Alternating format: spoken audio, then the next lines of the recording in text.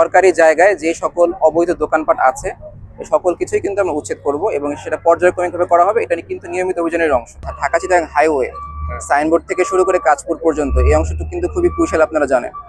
এখানে মোড়ে মোড়ে দেখবেন যে অবৈধ হকার রাস্তা দখল করে, আমাদের 3 লেনের রাস্তা দেখা যায় যে 2 লেন দখল করে 1 লেনে গাড়ি চলাচল করছে। তো সেই জিনিসটা কিন্তু আমরা পুরোটুকু অংশ জুড়েই করবো, মানে কোন অংশ করবো কোন অংশ করবো না, কাউকে ছাড় দিব সেটা কোনো সুযোগ নাই। কিন্তু আমরা হাইওয়ে পুলিশ, জেলা প্রশাসন সহ সংশ্লিষ্ট যারা আছেন, যত স্টেক হোল্ডার আছেন, সবাইকে নিয়ে আমরা কাজ করছি। এবং একই সাথে আজকে আমি শুরুতে যেটা বলেছি, আমাদের কিন্তু সাধারণ মানুষের, আমাদের ব্যবসায়ীদের সবার কিন্তু সহযোগিতা লাগবে। সবার সহযোগিতা পেলে অবশ্যই আমরা সফলভাবে কাজটা করতে পারবো। যদি মানুষের এবং ব্যবসায়িক গোষ্ঠীর সহযোগিতা না পায় সেক্ষেত্রে কিন্তু ধরে রাখাটা খুব কঠিন।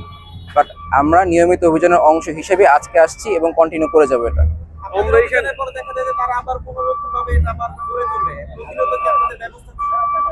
যদি আমরা সরিয়ে দেওয়ার পরে আবারও বসে এবং আমাদের সামনে সেটা প্রকাশিত হয়, আমরা যথাযথ আইনানুগ ব্যবস্থা গ্রহণ করবো।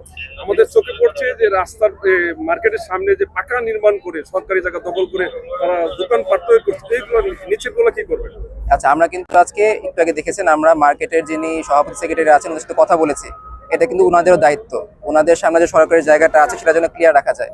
ওনাদেরকে আমরা নির্দেশনা দিয়ে গিয়েছি, যদি ওনারা কথা দিয়েছেন সাহায্য করবেন, যদি না করেন সেক্ষেত্রে তো আসলে আমাদের আইনানুগ পদক্ষেপ না ছাড়া কোনো উপায় থাকবে না।